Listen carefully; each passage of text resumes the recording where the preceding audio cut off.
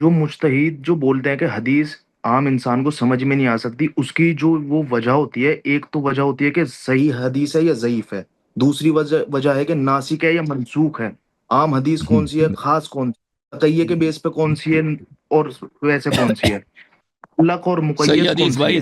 صحیح حدیث سمجھ آ سکتی ہے، کیوں نہیں سمجھ آ سکتی؟ آپ کو اگر سمجھ دیکھیں یہ بات کہ صحیح حدیث لوگوں کو نہیں پتہ چل سکتا کہ کون سی حدیث صحیح ہے، یہ اتنا بڑا فراڈ ہے، اس سے تو دین ہی باطل ہو جاتا ہے، کیونکہ قرآن مجید میں تو احکام کم ہے، عقائد کم ہے، اکثر عقائد سنت میں، اکثر احکام سنت میں۔ اگر لوگوں کو پتہ نہیں چل سکتا، مثلا ائمہ طاہرین علیہ السلام کے معجزات کیا ہیں، ائمہ طاہرین علیہ السلام کی سنت کیا ہے، ائمہ طاہرین علیہ السلام کے فرق، وہ سمجھ ہی نہیں آ سکتا، تو پھر اللہ نے غلطی کی ہے نا، دین بھیجا تو ہے جو لوگوں کو سمجھ ہی نہیں آ سکتی جی، کہ اس میں اعتبار ہی نہیں کون سی صحیح ہے کون سی غلط ہے۔ اور آپ پھر مجھے یہ اگر بتائیے، اب سن لیں، اب میں سے ایک ایک کا جواب دیتا ہوں، صحیح اور ضعیف کا نہیں پتہ چلتا، چلیں بھائی آپ لوگ صحیح حدیث کا کیوں کتاب نہیں لکھتے؟ اتنا ہی فکر ہے نا سیستانی کو، خمینی کو، ان لوگوں نے، ان فراڈیوں نے کیوں صحیح حدیث کا کوئی کتاب آج تک نہیں لکھا؟ پھر پتہ چلا یہ جھوٹ ہے۔ دوسری بات کہ اس میں کیا ہے، اس میں ناسخ منسوخ کا احادیث میں ناسخ منسوخ نہیں ہے نا، بہت کم ہے۔ وہ رسول صلی اللہ علیہ وسلم کے زمانے میں ہوتا تھا، پیغمبر کے زمانے میں، کہ بعض احکام کو انہوں نے منسوخ کر دیا، ٹھیک ہے نا، ان کے بعد یہ نسخ جو ہے نا روایات میں یا تو نہیں، اگر ہیں تو بہت ہی نادر ہیں، یعنی ہزاروں حدیث میں دسیوں ہزار میں شاید ایک دو آپ کو ملے، وہ بھی شاید نہ ہو۔ یعنی اگر کوئی ایسی چیز ہو کہ امام جعفر صادق علیہ السلام نے رسول اللہ صلی اللہ علیہ وسلم کی کسی حدیث کو منسوخ کیا، یہ تو ہمارے پاس نہیں ہے، میں نے تو آج تک نہیں دیکھا۔ پیغمبر کے زمانے میں ہوتا تھا، نبی کریم صلی اللہ علیہ وسلم کے زمانے میں ہوتا تھا کہ بھئی کوئی حکم ہے، جہاد کا حکم ہے، کوئی زکوٰۃ کا حکم ہے، کوئی حکم ہے، شراب کا حکم ہے، اس کو نسخ کر دیا نا، اس زمانے میں تھا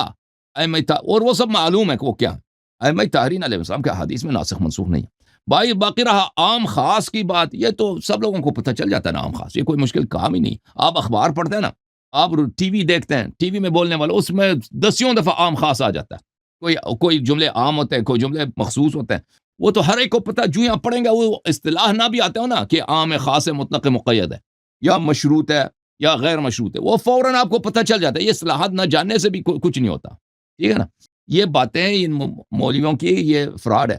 اگر اس طرح ہے نا، اگر اس طرح ہے کہ بھئی اگر یہ باتیں کہتے ہیں کہ آپ حدیث پہ عمل نہیں کر سکتے اس لیے تو ائمہ علیہ السلام کو بتانا چاہیے تھا نا، جو دین کے مالکین ہیں ان کو بتانا چاہیے تھا کہ بھئی آپ ہمارے حدیث کو چھوڑو، ہم غیبت میں جا رہے ہیں، یہ حدیث پہ آپ عمل نہیں کر سکتے، تو یہ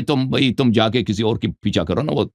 وہ اس کی باتیں مانو۔ یہ سب ان کے فراڈ ہیں، یہ بچے گانا باتیں ہیں، یہ بچے گانا باتیں ہیں کہ یہ عام لوگ عمل نہیں کر سکتے۔ اور یہ دیکھیں، یہ محاربہ ہے، یہ جنگ ہے ائمہ علیہ السلام سے۔ ائمہ علیہ السلام کا مقام ہے حجیت کا مقام، اور یہ لوگ خود حجت بنے ہوئے ہیں نا، خود حجت بنے ہوئے ہیں۔ یہ سب اسی لیے ہیں کہ شیعہ جو ہیں، شیعہ ہماری بات کو نہ چھوڑیں، ہماری بات ماننے کو، کیونکہ اگر حدیث کی طرف چلے گئے نا تو سیستانی کی اتھارٹی کہاں چلی جائے، ختم ہو جائے گی نا۔ تو یہ اصل میں یہ امامت پہ غصب، ان کا غصب باقی رہنے کا ایک جنگ ہے، جو یہ بہانے کر رہے ہیں اس طرح۔ ان کو خود بھی پتہ نا کہ بچے گانا باتیں، اور اسی لیے مجھ سے بات کرنا نہیں آتے آپ کے مولوی حضرات۔ جی سر، مزید بولیں۔ جھوم جاؤ، پرواز کرو، کیوں فخر سے سر اٹھا، کیونکہ اللہ تعالیٰ نے تمہیں انتخاب کیا، صراط حق پر صرف تم ہو، صراط ایمان پر صرف شیعہ، کیونکہ اللہ تعالیٰ نے تمہیں انتخاب کیا، صراط حق پر صرف تم ہو، صراط ایمان پر صرف